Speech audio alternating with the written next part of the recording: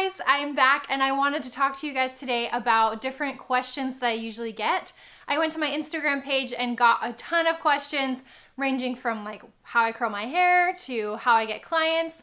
I just wanted to go through all of these really briefly and give you guys a little bit more insight into who I am. So let's get started.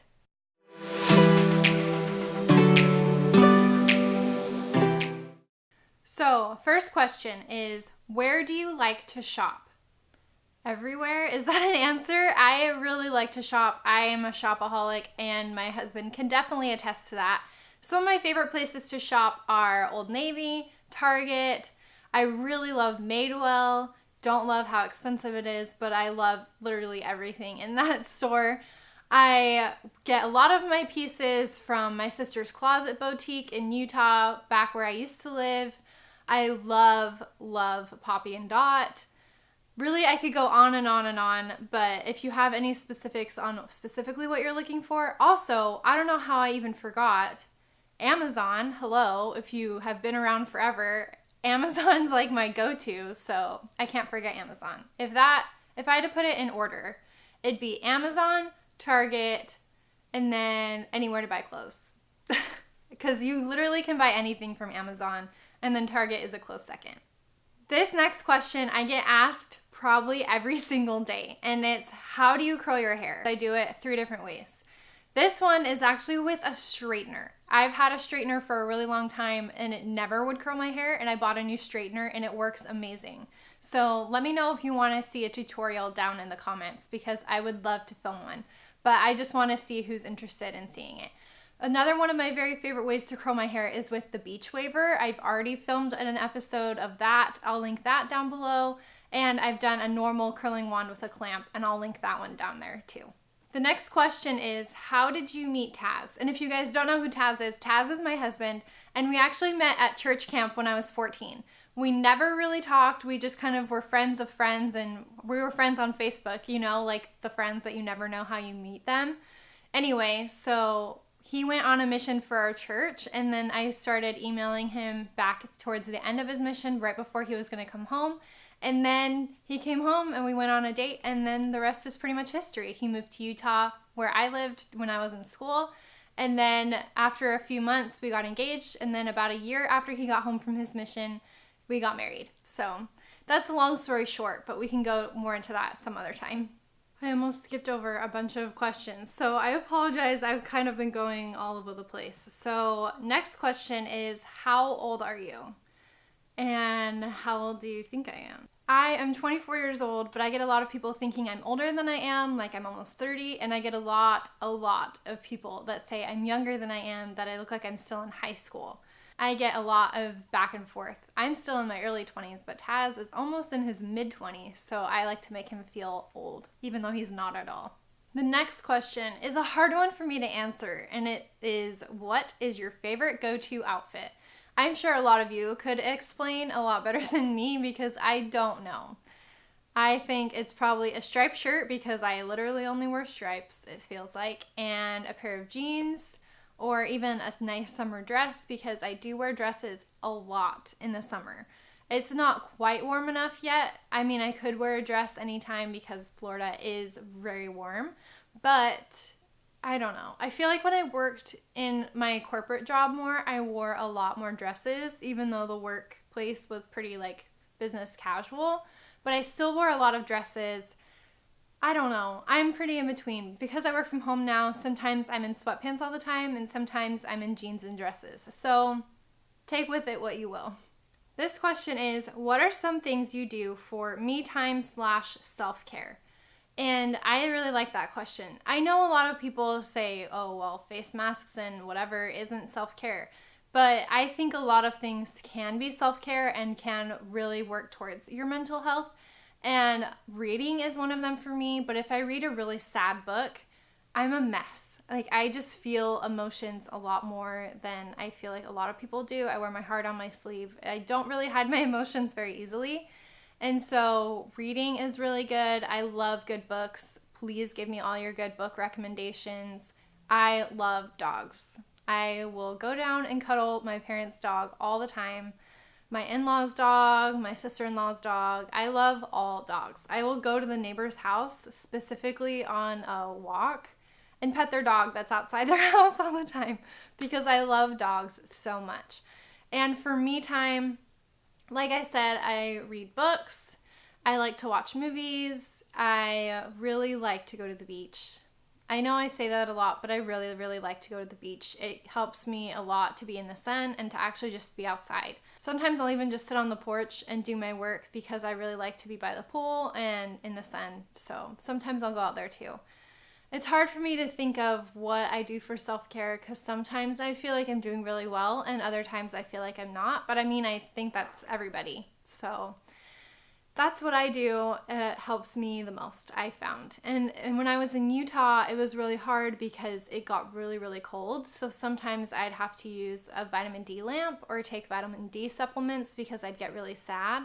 But for self-care, books have always been a constant and dogs have always been a constant.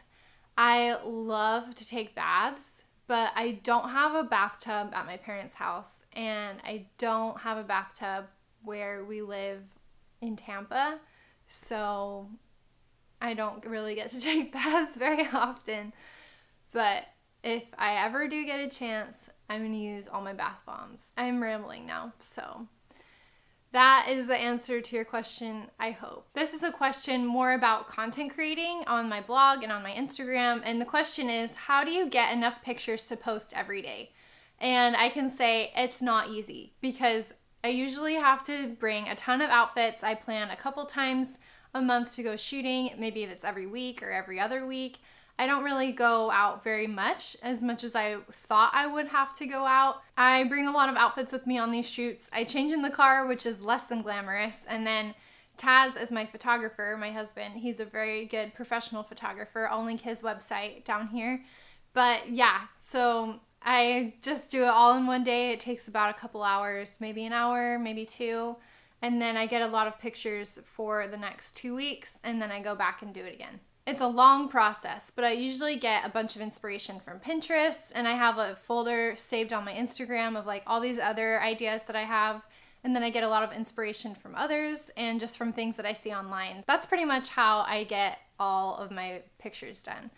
One of my main goals is to be consistent, and I feel like I've done a pretty decent job. The weekends are whenever I try and not post as much. Saturday is pretty optional for me. Sometimes I do, sometimes I don't. And then Sundays I try really hard to not be on social media at all. The next question is, what do you use to edit your photos? I use Lightroom. I have the app on my phone, which is free, or you can get the program on your computer. If you're a student, you can get it at a discounted rate, or you can look at the different packages they have and you can pick and choose what you'd like. We have all of it pretty much because we use it all the time. We use Adobe Premiere, we use Lightroom, we use Photoshop, we use it all. Taz edits the majority of my photos, but any iPhone photos that we have, I usually edit those myself. The next question is, why and how did you start freelancing? And I have a long story for it, but I'll try and cut it down a little bit. But I started freelancing just because I love my blog and I want it to stay as authentic as possible.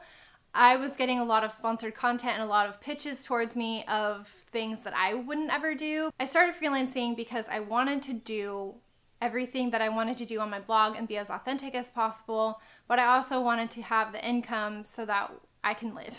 So I started freelancing and working with different clients, and I actually love it a lot because I know social media isn't everybody's strongest point, and I know they don't have a lot of knowledge or they're just so much better at doing whatever they're doing.